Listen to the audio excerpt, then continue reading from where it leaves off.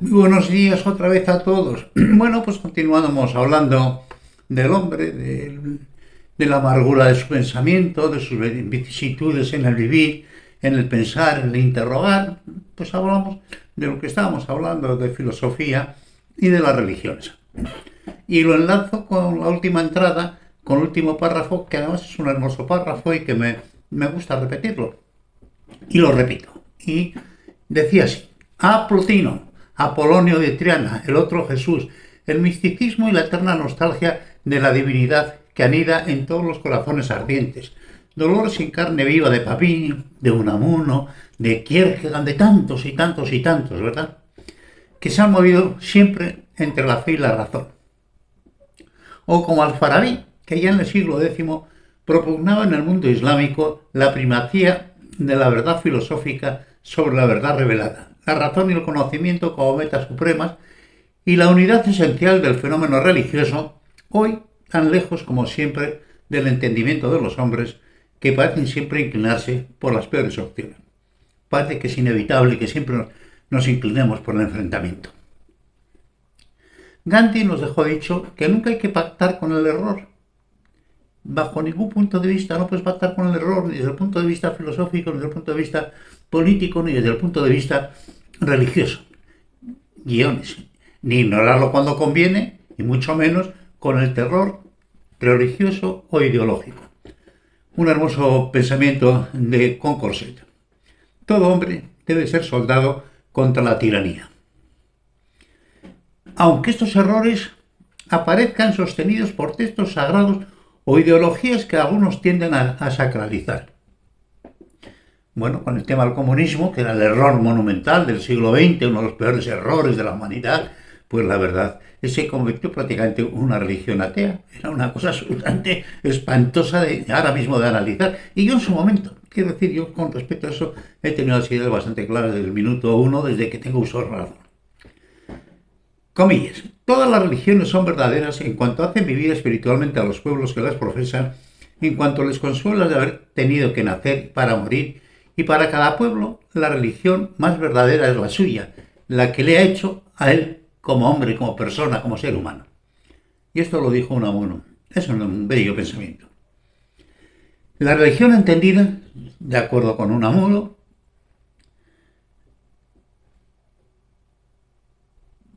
como el primer tótem tribal, me había perdido, como el primer tótem tribal, tal vez la explicación más certera, aunque ciertamente superior en profundidad, fue la contestación del Dalai Lama a la pregunta de Leonardo Boff cuando le preguntó cuál era la mejor religión.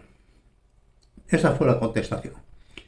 Aquella que te acerca más a Dios, al infinito, aquella que te hace mejor, aquella que te hace más sensible, más despegado, más compasivo, más amoroso, más responsable, más humanitario, más ético.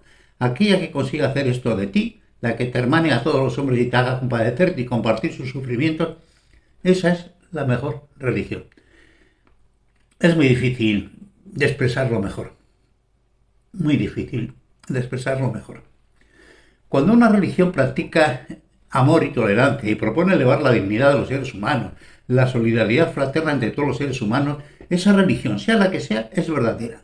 Y cuando una religión predica el fanatismo y la intolerancia, la sumisión intelectual y la esclavitud dogmática sin preguntas, esa religión no es la verdadera, solo es una poderosa rienda de dominio social. Lo curioso de las religiones son sus sacerdotes, ya que se conjugan ellos, bajo la misma fe, la integración de los adversos absolutos, los más puros corazones humanos y los más gloriosos corazones humanos, lo mejor y lo peor de la condición humana. Como he tosido, la vuelvo a repetir este párrafo porque es un hermoso párrafo. Cuando una religión predica el amor y la tolerancia y propone elevar la dignidad de los seres humanos, la solidaridad fraterna entre todos los seres humanos, esa religión, sea la que sea, es verdadera. Y cuando una religión predica el fanatismo y la intolerancia, la sumisión intelectual y la esclavitud dogmática sin preguntas, esa religión no es verdadera, es sólo una poderosa rienda de dominio social. Lo curioso de las religiones son sus sacerdotes, ya que se conjuga en ellos, bajo la misma fe, la integración de los adversos absolutos, los más puros corazones humanos y los más perversos corazones humanos, lo mejor y lo peor de la condición humana. Y estos conceptos son humanismo en su máximo sentido, pero mucho me temo que este sea un proceso individual de maduración emocional e intelectual, fruto último de una correcta educación y de nuestros adecuados procesos reflexivos que nos vinculan a los altos pensamientos morales huyendo de la banalidad. Ya que, como nos dejó dicho yo busco el pensamiento de Dios, la explicación final del todo. El resto son detalles. Aun cuando, cuánto dolor y cuántas muertes estos pequeños detalles han provocado, provocan y provocarán. Ver las historias atormentadas de las religiones y las guerras de religión, en fin, el disparate conceptual que han protagonizado y siguen protagonizando las religiones en el mundo. Y en estos tiempos sombríos, con las referencias morales perdidas, conviene recordar que la moral, ni personal ni social, puede sustentarse en el pensamiento a la baja de los consensos sociales. La moral no se puede integrar dentro de los consensos sociales. Siempre deberá fundamentarse sobre los más nobles pensamientos de los más nobles pensadores, sean filósofos o religiosos. No son los políticos, mudables, transitorios, atentos solo al vociferante griterío de los desatados apetitos sociales, quienes pueden, en ningún caso, proponer demagógicamente temas de pensamiento y de orden moral que les sobrepasan en infinitos, aun cuando siempre sea su recurrente tentación, y piensen que la democracia del número o la imposición dogmática, sea religiosa o ideológica, puede justificar y legalizar la acomodación a la baja del pensamiento moral y de la concordia social a nivel global. Los políticos, que en su mayoría son unos ignorantes inconmensurables, unos golfos, esto que no tendrían razón de ser en un mundo pretendidamente civilizado. Recordad el pensamiento de Platón. Si los hombres fueran buenos, pugnarían por no gobernar como hoy matan por gobernar. En los temas morales, el número es irrelevante. Solo los altos pensamientos pueden servirnos de guía el resto es solo basura demagógica, como se observa con los comportamientos de las sociedades actuales. Con amargura se pregunta Ángel Cristóbal Montes, ¿dónde están nuestros progresos éticos? ¿Dónde el refinamiento de las costumbres? ¿Dónde los avances metafísicos y dónde la evolución de las religiones hacia la dignificación de los seres humanos? ¿Dónde se halla la debilitación de las guerras y la pacificación interna de nuestras sociedades? ¿Dónde? Hoy, perdidas como siempre en la esperanza de un futuro mejor, cerrar comillas, entre la clase política, en los necios y los demagogos, en los tiranos y los fanáticos, con los resultados que son evidentes en la acomodación a la baja de los fundamentos morales de todas las sociedades.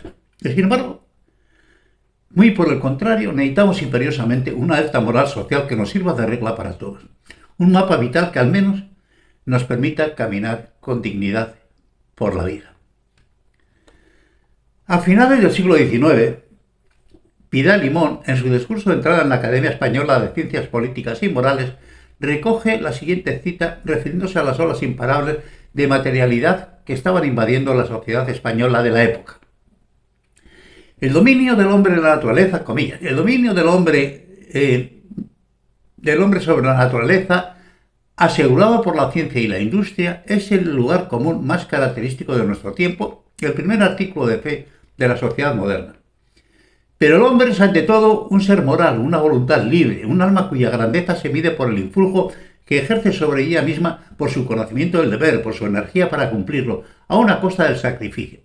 Si las artes y las ciencias y las instituciones deben juzgarse por la influencia que ejerce sobre la voluntad, sobre la libertad moral, en una palabra, sobre la dignidad humana, nosotros podemos afirmar lo siguiente. En ninguna época el espíritu humano ha estado más oprimido por el mundo exterior que en el tiempo presente. La naturaleza domina hoy al hombre más soberanamente que nunca. Esta tiranía de las cosas exteriores sobre el alma interior, de la materia sobre el espíritu, se acrecienta a cada progreso de la ciencia o de la industria y es imposible de prever el término de esta dominación. Joder, qué pensamiento tan acertado a finales del siglo XIX. Qué pensamiento tan acertado. Porque lamentablemente hemos seguido igual a peor en el siglo XX y seguimos igual a peor en el XXI y parecemos incapaces de salir de tan embrutecedor camino y escenario. Meditar. Es para meditarlo despacio. La meditación como camino hacia la iluminación es una práctica mística y ascética más desarrollada en Oriente que en Occidente. Comillas, ¿no ves a ese tranquilo hombre del Tao que ha abandonado el saber y no se esfuerza? Cerrar comillas. Inclinado a la primacía del pensamiento racional, filosófico al menos desde el Renacimiento y la Ilustración, en Occidente me refiero. Sobre las bases grecolatinas, pero ahora algunos científicos están iniciando el estudio de los efectos y los soportes biológicos de la meditación y del éxtasis, Taoism, y la comunidad budista del Dalai Lama, que parecen evidenciarse un mayor desarrollo del lóbulo frontal izquierdo, confirmado también por otras personas o comunidades, religiosas o no, que practican la meditación en unos estudios agrupados en una nueva y curiosa disciplina denominada neuroteología, y que en última instancia viene a decir que la conexión divina se encuentra en ciertas áreas del lóbulo frontal, cerrar comillas, ya que las experiencias místicas son singularmente muy parecidas en todas las religiones humanas, ese rarísimo estado del alma que definen como éxtasis. ¿A qué es curioso? En ese sentido, Persinger ha hecho algunos atrevidos experimentos con campos magnéticos para inducir vivencias religiosas y provocar fenómenos trascendentales. Al final, Dios será un imán colocado sobre nuestro cerebro, un simple fenómeno electromagnético, o las alucinaciones provocadas por el ascetismo, estados alterados de la consciencia, por el psiquismo extremo o por las drogas. De hecho, en una certera anticipación comentando sobre la época mística de Dalí, el padre Froissart, 1959, dice: esta inspiración, mística, daliniana, no es una revelación divina, sino el resultado de un proceso mental. Pregunto yo, ¿qué es imposible inducir? Que roza la locura. Algunas veces estos pensamientos son tan absolutamente geniales, tan descriptivos. De antiguo también vienen las interpretaciones psiquiátricas de los componentes patológicos recogidos en relación comparativa con otros casos de histerismo femenino sexual orgásmico de la extensa poesía de Santa Teresa de Jesús. Esculpido magistralmente por Bernini, ese momento de éxtasis, esa dulcísima agonía. Y Rodin, yo fui propietario de una cara que era el éxtasis de Rodin, que era justamente el momento del orgasmo, también un bellezón. En fin, en base a sus propias descripciones y testimonios recogidos entre sus obras, tal vez entre las alturas más sublimes de la poesía mística universal. La transverberación elocuentemente descrita, comillas, en las manos del ángel un dardo de oro largo y al fin del hierro me parecía tener un poco de fuego. Esto me parecía meter por el corazón algunas veces y me llegaba a las entrañas. Continúa, pero cierro las comillas. Comillas, vuelvo a abrir comillas. Un alma en Dios escondida, ¿qué tiene que desear sino amar y más amar y en amor toda escondida tornarte de nuevo a amar? Santa Teresa. Qué maravilloso. Qué maravillosas expresiones. Cuando se medita sobre la historia de las religiones, destaca el hecho de que con este nombre se engloban sistemas de creencias realmente muy distintas y con muy diversos grados de articulación que representan papeles muy diferentes en las sociedades de las que han formado o forman parte. Comillas, tal vez la fe sea lo que nos queda cuando todo el resto está perdido. Nuestra última tabla de salvación ante el desastre. Puede ser. En las religiones primitivas, vida, creencias y religión formaban de hecho, un único sistema, ya que el desconocimiento fundamental del mundo y de su fenomenología hacía que toda la realidad, tanto física como espiritual, estuviese teñida de una aureola mágica donde el mundo espiritual y natural se sobreponen en una especie de comunión mística, de integración, de armonía con el curso natural de la naturaleza. Las religiones animistas y el sintoísmo pueden representar ese tipo de religión que confiere un sentido mágico y misterioso a nuestra interrelación existencial con la naturaleza, y que de algún modo y en alguna medida y en el fondo hoy forman parte de las creencias de los partidarios extremos de la ecología, aderezado por un respeto reverencial por todos los seres vivos, creencia presente también en muchas religiones, sobre todo en los jainistas y la civilización religiosa hindú, de donde nace el budismo. El panteón grecolatino proponía unos dioses hijos del tiempo sin tiempo, Caos, según Hesíodo, Teogonía y Homero, de la que surge Gea, tierra, y Urano, cielo, y de estos nace, entre otros, el titán, Crono, tiempo, que entonces, y tal como hoy también, entre paréntesis, se come a sus criaturas, se come todo. En definitiva, el Big Bang y la teoría de la evolución. ¿No os suena al Big Bang y a la teoría de la evolución? Y de este nace también Zeus con sus hermanos, padre de dioses y de hombres, y de una playa de dioses, semidioses, héroes, permanentemente influenciada e intercambio con los hombres, compitiendo entre ellos y con los hombres, y a veces ganando y a veces perdiendo, a veces engañando y a veces siendo engañados, con compatibilidad sexual entre humanos y dioses, donde los humanos y los héroes pueden llegar a ser dioses, componiendo un interrelacionado universo de humanos casi dioses y de dioses demasiado humanos, al punto de que algunos dioses envidiaban a los seres humanos y a la razonable medida del hombre, hasta que el monoteísmo egipcio-judío lo puso fin. Era una relación de los dioses mucho más cercana y más divertida y más maliciosa, en fin. Pero bueno, eso murió en Grecia, murió en Roma realmente. Como se sabe, en su realidad profunda en el fenómeno religioso presente, guiones, la ironía de crear dioses para temerlos y ser por ellos esclavizados, sobre todo por sus sacerdotes, todo se ha dicho, todo se sigue diciendo en las orillas del Ganges amarillo, Nilo, los grandes ríos de la vida, mezclado y recibido, en parte asumido, perfeccionado y difundido luego desde las orillas del Éufrates y del Jordán y luego del Mediterráneo. Guiones. Vuelve a la razón, predicante, tú Jesús no vale más que Mahoma, Mahoma menos que Moisés y Sóstenes menos que Confucio, quien sin embargo dictó algunos buenos principios mientras los otros tres disparataban.